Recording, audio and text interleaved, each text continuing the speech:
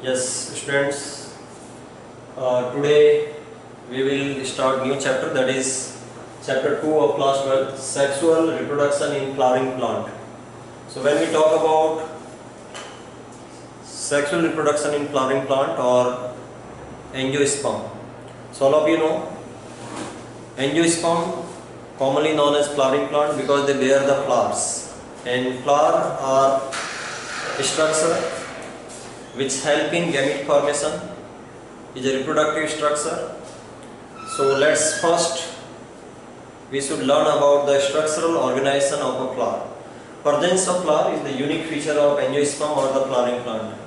Right. So when we look into the structure of a flower, first of all we have to understand what is flower.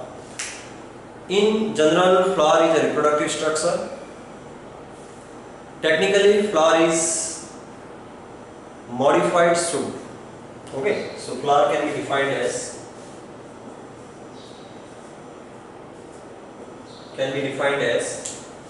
modified shoot.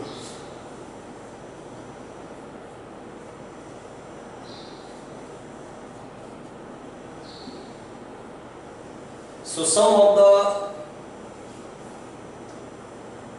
apical part of the flower, as vegetative growth get over and there is a initiation of flowering. So at the time of initiation of flowering, apical parts of the flower, apical parts of the plant, okay, or we can say shoot apex, nodes condense, and due to condensation of node and along with this there is modification in the shoot parts, there is formation of a reproductive structure. If we look into the morphology, basic morphology and anatomy of the shoot part and we compare it with the flower, we will find many similarities. So these similarities indicate that flower is nothing but the modified shoot. Most important modification is the nodes condense. There is no gap between the nodes, and there is formation of multiple appendages from that part, and these appendages modified into reproductive parts and accessory parts. So please remember, flower is defined as the modified shoot. Now if we look into structure, typical flower consists of 4 horns or rings. So if we look into a complete flower, means having all 4 rings or 4 horns. If we start from outside, if we observe the flower from outside, the outermost ring is called calyx. Calyx, single unit of calyx is called sepal, right? Similarly, second ring inside to the calyx is known as corolla. Single unit is called petal. These are colored part. Then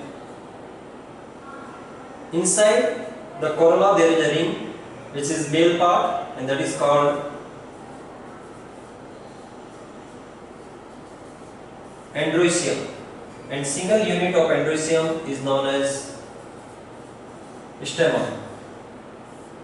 And stamen again consists of 2 major parts, that is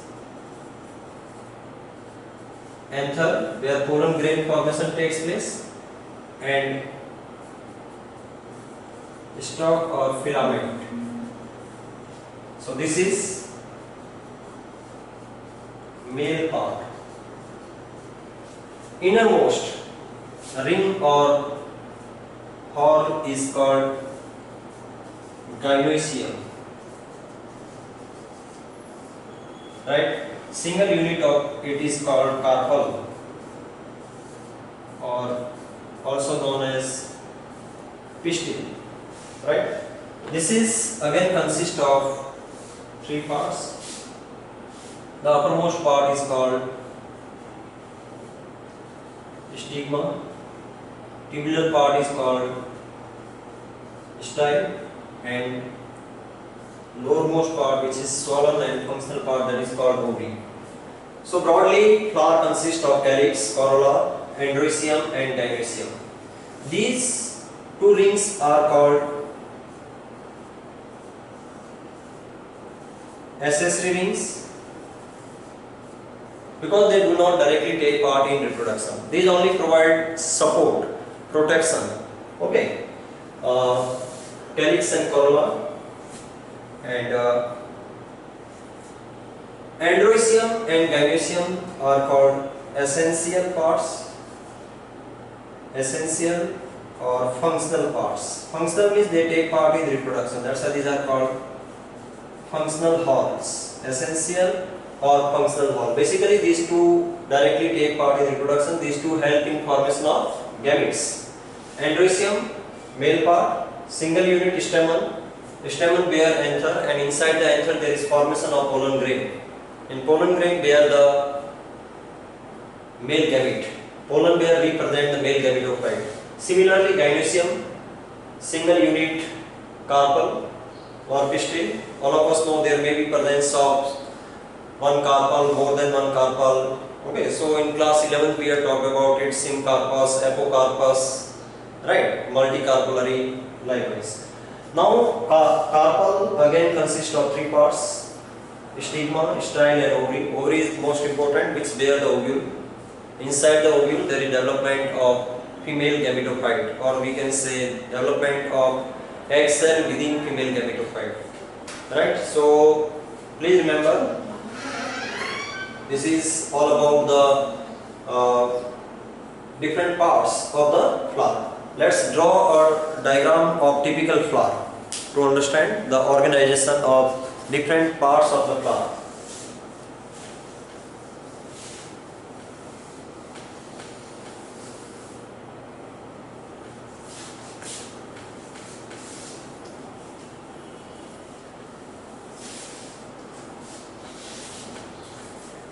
Sepals, petals, stamen and pistil. These are the main parts which make four rings. When all these four rings are present, flower is called complete flower, and out of that any one ring is absent, then it is called incomplete flower. Generally, androecium or gynoecium remain absent. If androecium is present and gynoecium is not there, then it is called male flower. This is unisexual flower, right? If androecium is absent and gynoecium present, then it is called female flower, or that is also unisexual flower, and both rings are present, androecium and gynoecium, along with carpel, along with the sepal and petal, then it is called complete flower. Or when all four rings are present, flower is dioecious, monoecious flower, where male and female both parts are present. Now if we look into the structure of a typical flower, so flower generally present on the stalk. This is called pedicel, or that is the stalk of flower. Okay, the swollen part from where the different floral part arise, right, is called thalamus. Now we have to look into the organization of four rings. As we mentioned, the outermost ring, which is we say calyx, and that is consist of single unit, these are called sepal, and complete ring is calyx, right? Inside the calyx there is presence of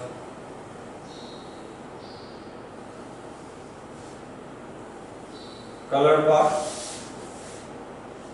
these are called petals, and petal, all the petals together make corolla. Then inner ring, which is functional part or essential part. That complete structure is called stamen. And stamen again consists of the functional part that is called anther. Right? This part is called filament. And most important here, the part which is make the innermost horn, and this is nothing but the carpel. So we can label it here. This is here stigma. This consists of three parts. This part is called style, and this is ovary. These three together make the pistil, or this is called carpel. Inside this, all of us have to remember that there is presence of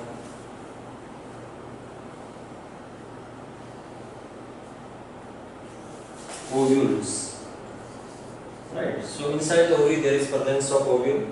Ovule develop into seeds that we will discuss later on, and there is development of female gametophyte and egg cell. So this is the organization of typical flower. So if we look into, this is the outermost, then inner is corolla, then stamen, or that is nothing but that make all the stamens together androecium. This is third ring, and innermost ring, that is gynoecium, which is consist of pistil. When all four rings are present, then we use term complete flower. When all four rings or horns are present, four rings or horns are present, complete flower. Otherwise it is known as incomplete flower. Incomplete flower means three horns are present. Okay, either androecium or gynoecium is absent. These two are called functional parts. Please keep in mind, stamen and pistil or carpel is called functional part. This make the female gamete and this one make the male gamete. Okay. Sometimes sepal and petals are not well differentiated. Then we use word tepals, right? And this ring is called perianth. Anther is the male part, inside which pollen grain develops. So we will go into detail of the structure of anther also. And this is the female part where there is development of female gamete, egg cell. Right? Next, if we look into the general life cycle of an flowering plant, okay, you will notice broadly three stages are there in the sexual reproduction of flowering plant. After formation of flower or beginning of flower is marked as the reproductive phase in flowering plant. So reproductive phase in flowering plant is marked by initiation of flowering, and before that phase is known as vegetative phase. So once flowering takes place, there are three major events in completion of reproduction by the flower. That is, broadly we can say, all the development, all the events, okay, which takes place before fertilization are known as pre-fertilization events. Pre-fertilization events. So broadly we can say flowering, and after flowering there will be pre-fertilization developments or pre-fertilization events. Pre-fertilization event means development of flower, maturation of flower, development and maturation of anther and carpel. And inside the anther, development of microsporangium, microsporogenesis. Microsporogenesis means development of microspore, and from microspore development of pollen grain, maturation of pollen grain, release of pollen grain, and after release, transfer of pollen grain. That is, all of us know that is called the pollination. Similarly, development of megasporangium, development of ovule, inside that megasporogenesis, development of embryo sac or female gametophyte, along with this maturation of egg cell, along with this formation of all the cells, these all together, and after pollination, growth of pollen tube. All these events come under pre-fertilization events. So most important event we can write here, that is nothing but the gamete formation. Pre-fertilization, most important event takes place during pre-fertilization is gamete formation, that is microsporogenesis and megasporogenesis. Okay, microsporogenesis means pollen grain formation, and here development of, we can say, female gametophyte, embryo sac, which are essential to carry out the fertilization. Gametophytic stage is represented by pollen grain and embryo sac. Now second, after development of gametes, there will be transfer of gametes, formation of gametes, and not only formation, there is transfer of gametes. Transfer of gametes. This is also part of transfer of gametes, that is nothing but the pollination. That is also part of pre-fertilization event. Then we have fertilization. So to recall about the fertilization in flowering plant,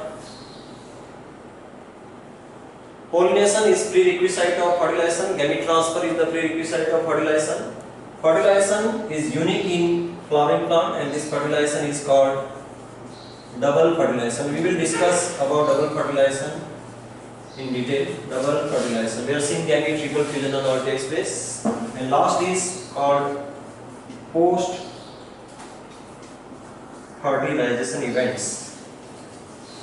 Post fertilization events. So fertilization result in two important structures. This is zygote, and one more is there, that is the PN. Post fertilization include formation of seed, formation of fruits, formation of embryo, etc. So we will continue. We will go into detail of structure of male part and female part. Thank you.